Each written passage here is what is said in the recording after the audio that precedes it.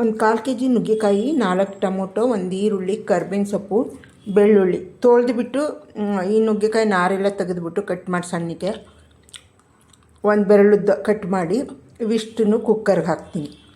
ಇದನ್ನು ಸಿಪ್ಪೆ ತೆಗೆದು ತೊಳೆದ್ಬಿಟ್ಟು ನೀರು ಹಾಕಿ ಕುಕ್ಕರ್ನಲ್ಲಿ 2 ವಿಷಲ್ ಬೇಯಿಸ್ಕೊತೀನಿ.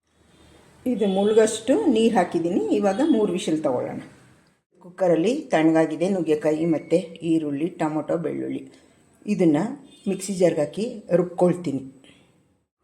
ಮಿಕ್ಸಿ ಜಾರ್ಗೆ ಹಾಕ್ಕೊಂಡು ರುಬ್ಬಿ ಪಲ್ಪೆಲ್ಲನೂ ಸೋಸ್ಕೊಂಡಿದ್ದೀನಿ. ಜಾಲರಲ್ಲಿ ಸೋಸ್ಕೊಂಡು ಇವಾಗ ರಸಮ್ ಮಾಡೋದಕ್ಕೆ ಇಟ್ಟಿದ್ದೀನಿ. ಇದು ಮನೆಯಲ್ಲೇ ಮಾಡಿರೋದು ರಸಮ್ ಪೌಡ್ರು. ಹಿಂದಿನ ರೆಸಿಪಿಲಿ ನೋಡ್ಬೋದು ರಸಮ್ ಪೌಡ್ರು ಹೇಗೆ ಮಾಡೋದು ಅಂತ ಹಾಕಿದ್ದೀನಿ. ಮಾಡಿ ಇಟ್ಕೊಂಬಿಡ್ತೀವಿ ನಾವು ರಸಮ್ ಪೌಡ್ರು. ಉಪ್ಪು ಹಾಕ್ಕೊಂಡಿದ್ದೀನಿ ರುಚಿಗೆ ತಕ್ಕಷ್ಟು. ನಿಮಗೆ ಆಗಲಿಲ್ಲ ಅಂದರೆ MTR ರಸಮ್ ಪೌಡ್ರು ಹಾಕ್ಕೊಳ್ಳಿ ತಗೊಂಡು.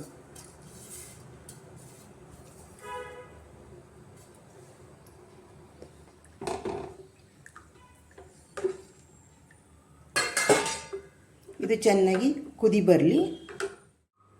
ಇವಾಗ ಸ್ವಲ್ಪ ಹುಣಸೆಹಣ್ಣು ರಸ ಹಾಕ್ತಾಯಿದ್ದೀನಿ ಲಾಸ್ಟ್ಗೆ.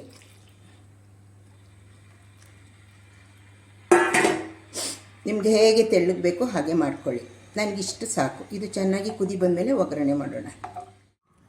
ರಸಮ್ಗೆ 2 ಸ್ಪೂನ್ ತುಪ್ಪ ಇಟ್ಟಿದ್ದೀನಿ. ಇದು ತುಪ್ಪದಲ್ಲಿ ಒಗ್ಗರಣೆ ಮಾಡೋಣ, ಚೆನ್ನಾಗಿರುತ್ತೆ. ಇವಾಗ ತುಪ್ಪ ಸ್ವಲ್ಪ ಕಾಯಲಿ.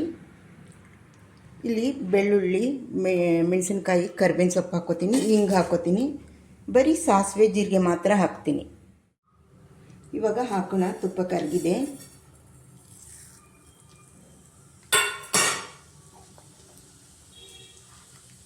ಹಿಂಗಿನ ಒಗ್ಗರಣೆ ಹಾಕಿದ್ರೆ ಚೆನ್ನಾಗಿ. ಹಿಂಗೆ ಹಾಕಿದ್ರೆ ಘಮ ಘಮ ಅಂತಿರ್ತದೆ ರಸಮ್ಮು.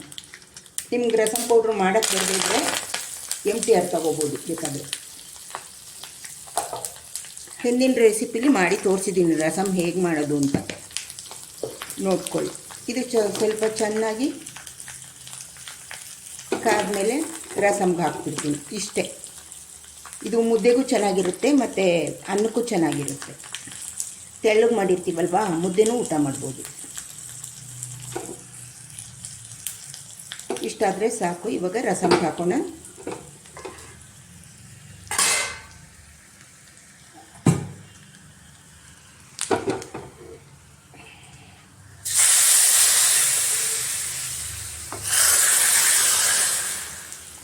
ಇದು ಅನ್ನಕ್ಕೆ ರೆಡಿಯಾಗಿ.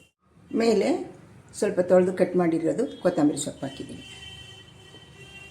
ಇವಾಗ ರಸಮ್ ರೆಡಿಯಾಗಿದೆ.